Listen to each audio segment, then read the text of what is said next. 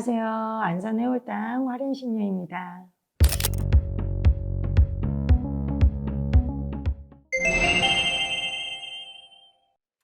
몸이 자주 아픈 이유. 저는요, 무당이기 전에 사람이잖아요. 무당도 사람이거든요. 그죠? 근데 신령님을 접신을 하든, 조상 귀를 싫던, 객기를 싫던, 일단 혼령을 싫잖아요. 그러면은 제가 전에도 얘기했지만, 귀신, 혼은 음기란 말이죠. 근데 우리 사람은 음과 양의 조화로 살아야 된다는 거죠. 그러면은 우리가 빙의가 됐을 때도 기가 빨린다라고 하잖아요. 그거하고 똑같아요.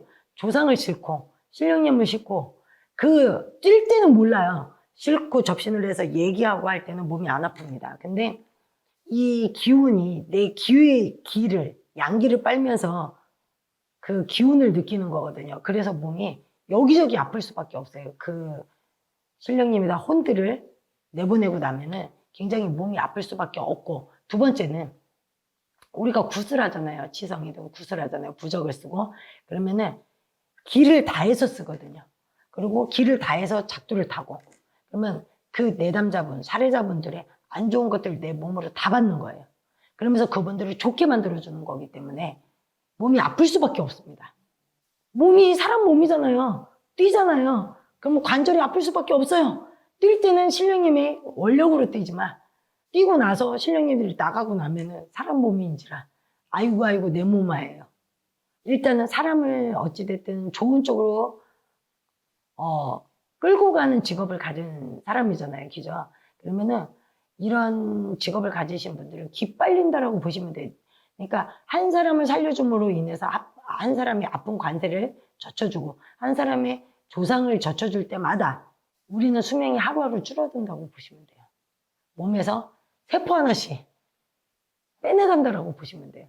그래서 몸이 아플 수밖에 없습니다. 저 같은 경우는 작두굿이나 자살귀 혼령들 진홍굿을 할 때 기가 빠져요. 그래서 한 3, 4일 아파요. 정말로. 3, 4일 없던 병도 생깁니다. 솔직히. 그래서 몸이 아플 수밖에 없고.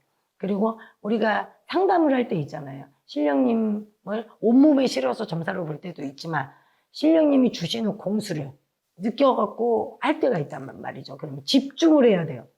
그리고 말을 하다 보면 기가 빨려요. 그러다 보면 그분들하고 대화를 하면서 내 몸의 기운을 또 주는 거거든요. 그분들한테. 그리고 신령님의 공수를 얻기 위해서는 집중을 해야 되고 내 기를 소모를 해야 된다는 거죠. 기치료사들 있잖아요. 그리고 안마사들. 이분들이 내 기운을 주기 때문에 그분들이 잔병치레를 진짜 많이 합니다. 그 맥락과 같다라고 보시면 됩니다.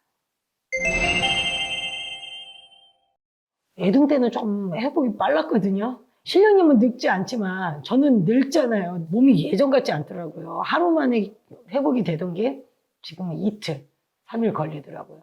링거 맞고, 진통제 먹고, 영양제 먹고, 보약을 많이 먹습니다. 무당들이 대부분들이 보약을 많이 먹어요. 어쩔 수가 없어요. 기 빠져갖고 많이 먹을 수밖에 없습니다. 근데 신령님 오면 뛰는 건 다 똑같아요. 나이 먹으나 젊으나 뛰는 건 똑같아요. 제 선생님들이 항상 그래요. 아이고 도가니 나가 고만 뛰어 고만 뛰어. 근데 그게 안 돼요.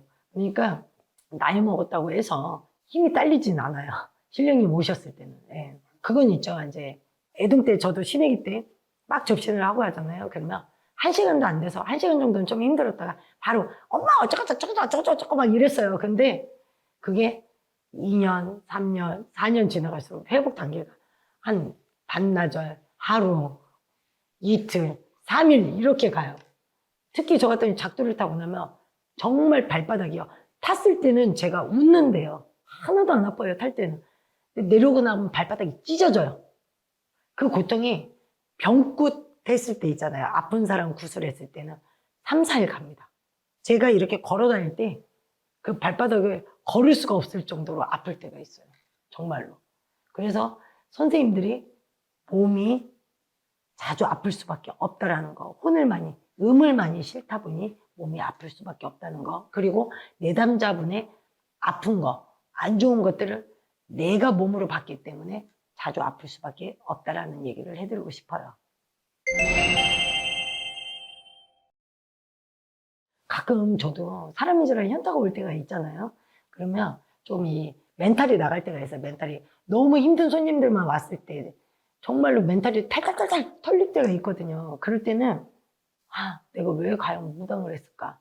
생가사의 기록길에서 내가 하긴 했었는데 왜 무당이 됐을까? 이런 생각을 하는데 가만히 또 신당에 앉아서 신령님을 쳐다보면서 생각이 빠져요. 그러면 일반인으로는 저는 절대 살 수가 없었다라는 결론이 또 내려져요. 뭐 일반인을 살아갔다면은 우여곡절을 굉장히 많이 겪고 이 세상 사람이 지금 제가 아닐 수도 있겠죠. 신령님의 원력으로, 신령님의 힘으로 지금까지 제 목숨을 연장하고 살았다고 저는 생각이 들어요. 제가 무당이 안 됐다면 일반인의 삶이 어땠을까? 암과 같았을 거다. 라는 점. 어떻게든 살아갔겠죠. 근데 정말 힘든 삶을 살아갔을 거다라고 그려져요. 그러니까 이게 파노라마 같이 그려져요. 그래서 저는 현타 올 때 빼고는 정말로 무당이 잘 됐다. 무당이 나는 천직이다. 이렇게 생각이 듭니다. 저는 주변에서 좀 봐왔어요. 그런 분들은. 그분들한테 얘기를 해드리고 싶은 게요. 얼마만큼 노력하고 얼마만큼 간절했느냐를 얘기를 물어보고 싶어요. 그리고 그분들이 다시 접어서 일반인으로 잘 살아가냐? 못 살아가는 분이 90% 이상이에요. 다시 점집을, 당집을 찾게 되더라고요. 내가 간절한 마음에 무당이 됐다라면 정말 험난한 길이 있고 현타가 오더라도 빨리 털어버리라고 얘기를 해드리고 싶고요. 상담을 의뢰하시는 분들이나 내담자 분들한테 드리고 싶은 얘기는 무당이 왜 몸이 자주 아픈지 제가 아까 설명을 해드렸잖아요. 그래서 저는 이 얘기를 꼭 해드리고 싶어요. 왜 이렇게 국값이 비싸요? 뭐가 비싸요? 왜 작두라고 더 비싼가요? 이렇게 물어보시는 분들이 있거든요. 본인의 안 좋은 것들을 내가 대신 받고 있는 건데 정말 큰 돈이라면 큰 돈이겠죠? 그 큰 돈으로 내 삶의 질이 바뀐다라면 저는 그 돈이 아깝지 않다라고 생각이 들거든요. 그러니 모든 거를 금전으로 있잖아요. 응? 결부짓지 말아라. 본인들이 안 좋은 것들을 무당들이 받고 하루하루가 수명이 줄어든다는 것만 알고 계시라는 것을 꼭 전달해 드리고 싶었습니다. 감사합니다.